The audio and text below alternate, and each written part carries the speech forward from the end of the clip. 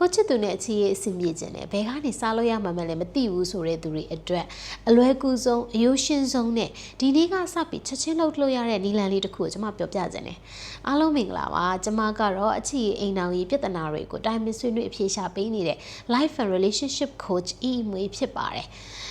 ခုနကပြောပြခဲ့တဲ့အတိုင်းပဲဒီမှာကိုချစ်သူနဲ့အဆင်ပြေခြင်းနဲ့ဒါပေမဲ့ဘယ်ကနေစားလို့ရမှမလဲမသိဘူးဆိုတော့ခက်ခဲလားလို့လည်းတချို့ကထင်ကြတယ်တကယ်တော့မခက်ခဲဘူးကျမတို့ဒါတွေကဒီနေ့စဉ်ဘဝထဲမှာကိုပဲလွယ်ကူကူနဲ့လုပ်သွားလို့ရတဲ့အရာတွေရှိတယ်ဟုတ်ပြီဒါဆိုရင်အခုပြောပြမယ့်အရာကဘာလဲဆိုတော့ကျမတို့ကိုချစ်သူစကားလာပြောတဲ့အခါမှာကိုလက်ထဲမှာသုံးနေတဲ့ဖုန်းကိုအောက်ကိုချထားဖို့ပါပဲတချို့ကဒီစကားပြောတဲ့အခါမှာတေချာနားထောင်မပေးဘူးတစ်ဖက်ကဘာပြောချင်နေလဲဆိုတော့ကိုသူကတေချာနားထောင်မပေးဘူးဖုန်းကြည့်နေသားနေပဲဒီဝတ္တရားကြီးအင်းမဲ့လိုက်နေတယ်ဆိုတော့တစ်ဖက်ကနေပြီးတော့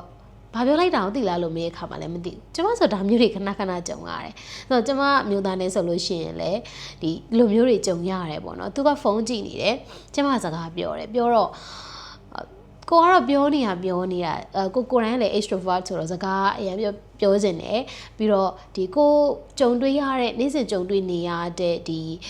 အခက်အခဲတွေဆိုလည်းသူ့ကိုပြောပြချင်တယ်ဒါပေမဲ့သူ့ကိုပြောပြတဲ့အခါမှာကျတော့သူဖုန်းကြည့်နေရဆိုတော့ဘာပြောလိုက်တာလဲသိလားဆိုသူက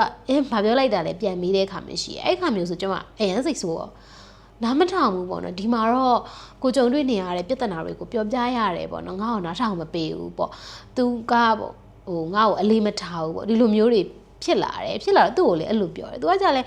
မဟုတ်ပါဘူးပေါ့နော်နောက်တစ်ခုအဲ့ခါကျမှကျွန်မသူ့ဘက်ကိုပြန်စဉ်းစားမိလိုက်တဲ့အခါကျကမှသူလည်းတနေ့လုံးအလုပ်ပင်ပန်းနေတယ်ဒီချိန်မဲ့ဖုန်းကြည့်ရတာပေါ့နော်အဲ့လိုဆိုပြီးတော့နားလည်ပေးလိုက်တဲ့အခါတွေရှိတယ်ဒါပေမဲ့ကျမတို့ဒီလိုမျိုးနားလည်ပေးတာကတော့ဟုတ်တယ်ဆိုတော့ကိုယ့်ဘက်ကလည်းရင်ဖွင့်လို့မရတော့ဘူးဆိုတဲ့အချိန်မှာကျမတို့စိတ်ချုံဝေးခွာသွားမှာအမှန်ပဲဒါကြောင့်နောက်ပိုင်းကျတော့ကျမတို့ပြောထားရတယ်ဟုတ်ပြီစကားပြောတဲ့အခါမှာ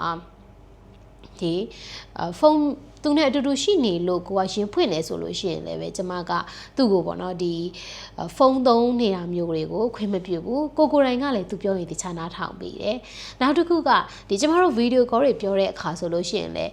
တခါလေးသိရမလားကျမတို့တွေလေရှိတတ်တယ်လေကိုယ့်ရဲ့ဒီဗီဒီယိုကောပြောနေတဲ့အားလေးကို minimize လုပ်ပြီးတော့ဒီတခြားတစ်ဖက်နဲ့ဖုန်းသုံးနေတာမျိုးတွေရှိတယ်အဲ့လိုမျိုးဆိုလို့ရှိရင်လည်းကျမအဲ့လိုမလုပ်ပါနဲ့လို့ပြောထားတယ်ပေါ့နော်တစ်ဖက်ကကျတော့ဒါကိုအရေးမကြီးဘူးလို့ထင်တယ်ဒါပေမဲ့ကိုယ့်ဘက်ကကြည့်လိုက်တဲ့အခါကျတော့သူကငါ့ကိုနားထောင်မပေးဘူးငါ့ကိုအလေးမထားဘူးငါဖြစ်နေရတွေကို तू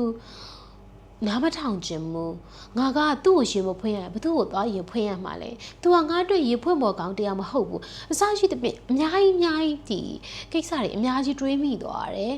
ပြီးတော့ဒီနှစ်ဦးကြားမှာရှိတဲ့နားလည်မှုတွေကလည်းလုံးဝပျက်စီးသွားတယ်ဒါကြောင့်မလို့ကျမတို့ဒီကိစ္စကအရေးမကြီးဘူးထင်ရပါမယ်အရင်အရေးကြီးတယ်ဒီအတွက်ကျမတို့တွေစင်ကြမှုလိုအပ်တယ်ဒါကြောင့်ဒီနေ့ကစပြီးတော့ကျမတို့ဒီစကားပြောတဲ့အချိန်မှာဖုန်းသုံးရင်းသာပြောတာကိုစင်ကြင်ကြပါလို့ပြောချင်ပါတယ်เนาะကိုဖုန်းပြောနေတော့မှကိုချစ်သူစကားလာပြောတယ်ဆို9မိနစ်လောက်ပြီးဖုန်းကိုခဏချထားပြီးတော့သူ့ကိုတေချာနားထောင်ပေးပါဒါဆိုလို့ရှိရင်တစ်ဖက်ကလည်းငါ့ကိုသူနားလည်ပေးရှာတာပဲငါ့ကိုတေချာနားထောင်ပေးတယ်သူကငါ့အတွက်ကိုစိတ်ပူနေရှာတာပဲဆိုပြီးတော့တယောက်နဲ့တယောက်ကြားမှာ connection ပြန်မိသွားမယ်အချိတ်အဆက်ပြန်မိသွားပြီးတော့ပုံမကောင်းမွန်တဲ့ relationship ကိုရရှိလာမယ်ဒီကနေပြီးနှစ်ဦးကြားမှာနားလည်မှုတွေပုံမတိဆောက်နိုင်လာမယ်ပြီးရင်တာယာပျော်ရွှင်တဲ့ relationship ကိုရရှိနိုင်လာမှာဖြစ်ပါတယ်။ဆုံးဖြတ်ကြည့်ပေးသွားတဲ့အတွက်ကျေးဇူးအများကြီးတင်ပါတယ်။နောက်ထပ်လည်းပဲအချစ်ရေးအိမ်တော်ကြီးနဲ့ပတ်သက်တဲ့ဘုသူတ္တတွေကိုဆက်လက်မျှဝေပေးသွားမှာဖြစ်လို့ like and subscribe လုပ်ထားဖို့ပြောပါရစေ။